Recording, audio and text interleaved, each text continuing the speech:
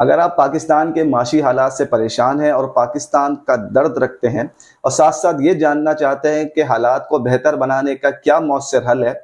तो आपको ये वीडियो पूरा देखना होगी, क्योंकि इस वीडियो के देखने के बाद आप बेहतर तरीके से जान सकेंगे कि पाकिस्तान के मौजूदा हालात क्या हैं और उनसे निकलने का हल क्या है।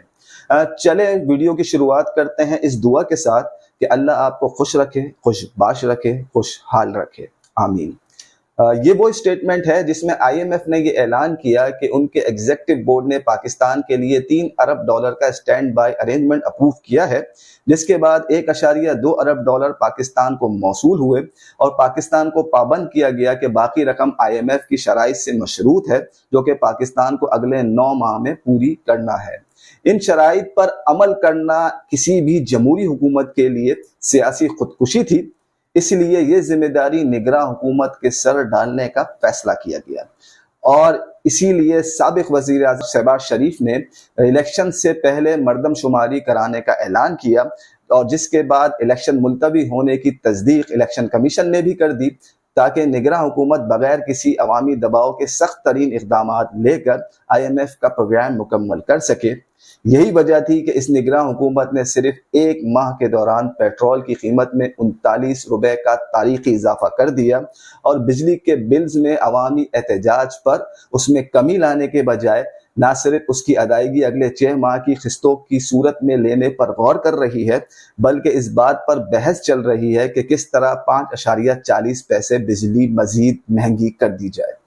और दूसरी जानिब तमाम सियासी जमातों ने अवाम की इस परेशानी पर अपनी ही लाई हुई निगरां हुकूमत को आड़े हाथों लेकर अपनी अपनी इलेक्शन कैंपेन का आगाज कर दिया है। निगरां हुकूमत का इन इशूज पर कोई एक्शन ना लेना इस बात की तस्दीक करता है कि निगरां हुकूमत की अव्वलीन तरजीह IMF का प्रोग्राम मुकम्मल करना है, जो कि अगले साल मार्च में खत्म होगा। इसलिए ये हुकूमत आवाम को कोई रिलीफ नहीं देगी और ऐसा लग रहा है कि इलेक्शन भी IMF का प्रोग्राम मुकम्मल होने के बाद ही होंगे।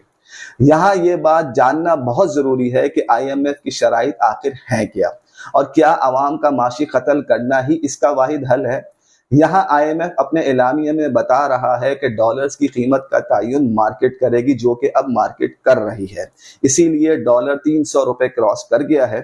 IMF ने मुख्तलिफ सेक्टर्स में इस्लाहात कराने के साथ साथ पाकिस्तान पर फिस्कल डिसिप्लिन की कड़ी शर्त लगाई है और जो मौजूदा सूरत हाल की असल वजह भी यही है। मगर फिस्कल डिसिप्लिन है क्या? सालाना आमदन और सालाना अखराजात में बैलेंस करने को फिस्कल डिसिप्लिन कहते हैं और दुनिया भर में हुकूमतें इसको मेंटेन करने के लिए अखराजात में कमी और आमदन में इजाफे के लिए इक़दाम लेती हैं। अब आप कहेंगे कि ये तो अच्छी चीज़ है, दुनिया करती है, मगर पाकिस्तान में तरक्की तो दूर, अवाम का जीना क्यों मुश्किल हो गया है? तो मसला यह है कि पाकिस्तान में साबिका और मौजूदा तमाम हुकूमतें अखराजात में ना कमी करती हैं और ना आमदन बढ़ाने के लिए इक़दाम लेती हैं, बल्कि फिस्कल डिसिप्लिन को टैक्सेस की शरह बढ़ाकर मेंटेन करना चाहती हैं, जो कि असल मसले की जड़ है। जबकि हुकूमत आवाम पर इजाफी बोझ डाले बगैर भी फिस्कल डिसिप्लिन मेंटेन कर सकती है। वो कैसे, चले हम आपको बताते हैं। लेकिन इससे पहले आपको ये जानकर हैरत होगी कि अंग्रेजों ने बर्र सगीर पर 100 साल हुकूमत सिर्फ 1200 अफसरों से की थी, जबकि पाकिस्तान में पूरे बर्र सगीर का सिर्फ 19% है। इसको चलाने के लिए 32 लाख सरकारी मुलाजमीन हैं, जिनकी तनख्वाहें 3.6% GDP के बराबर हैं और अगर दूसरे लफ्जों में कहा जाए तो विफाक और सूबाई अखराजात का 19% सिर्फ इनकी तनख्वाहों में निकल जाता है। अब आपके जहन के किसी कोने में ये बात जरूर आई होगी कि 32 लाख सरकारी मुलाजमीन होने के बावजूद मुल्क फिर भी तरक्की क्यों नहीं कर रहा, और साथ साथ जवाब भी आ गया होगा कि शायद करप्शन इसकी वजह है। तो आप गलत हैं, क्योंकि 32 लाख सरकारी मुलाजमीन में से 50% मुलाजमीन अनस्किल्ड है और बाकी 50% में से 45% सेमी स्किल्ड है और ये ज्यादातर सियासी भर्तियां हैं जो कि खजाने पर बोझ के सिवा कुछ नहीं। तो हुकूमत इस हवाले से अखराजात में कमी ला सकती है। प्राइम इंस्टीट्यूट के मुताबिक 18वीं तरमीम के बाद सूबों के इख्तियारात में इजाफे के बाद बहुत से वफाकी मिनिस्ट्रीज और इदारे गैर ज़रूरी हो चुके हैं, जो कि ख़जाने पर सिर्फ इजाफी बोझ हैं, जिनको ख़त्म करके फिस्कल खसारा कम किया जा सकता है। साथ साथ पाकिस्तान में तरक्याती प्रोजेक्ट्स में बड़ी माली बेकायदगियाँ हैं और यही वजह है कि कसीर साला तरक्याती प्रोजेक्ट्स के लिए हर बजट में पैसे रखे जाते हैं जो करप्शन की नज़र हो जाते हैं। अगर इन तरक्याती प्रोजेक्ट्स का बजट हर साल के बजाय इनकी तकमील की मुद्दत के साथ तकसीम करके रखा जाए और प्राइवेट सेक्टर को भी इसमें एंगेज कर दिया जाए तो हुकूमत अखराजात में कमी ला सकती है।